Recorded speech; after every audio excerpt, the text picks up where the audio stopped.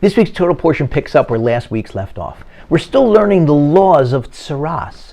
Those are the spots that can appear on a person's body, a divine consequence for certain infractions. Chief among them, gossip and slander.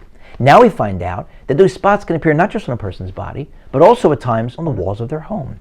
If that happens, spots appear on the walls of a house, the person has to go summon the priest. The Kohen shows up at the house, and if he determines, yes, those spots are tsaras, then the Torah tells us that they have to take down the walls of that house. One commentator asks, why does it say they? Why doesn't it say he, the homeowner? And answers, because if that wall is shared by the neighbor on the other side, then they, together, both neighbors, take that wall down. So let me get this straight. I'm living in my brownstone. I share a wall with a neighbor who's on the other side of that wall. And I'm not just a good Jewish boy. I am a great Jewish boy.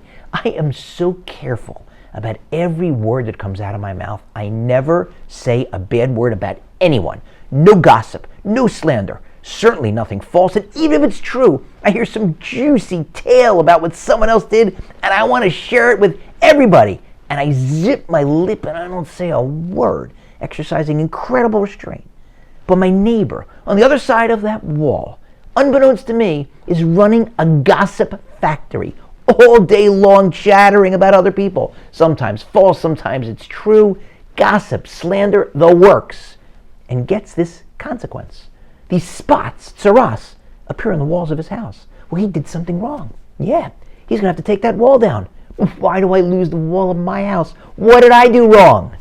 This commentator explains, woe to the wicked and woe to his neighbor. You have to choose very carefully when you're choosing a neighborhood. You have to choose very carefully when you're choosing a neighbor. You have to choose carefully when you're choosing friends and acquaintances and places where you hang out.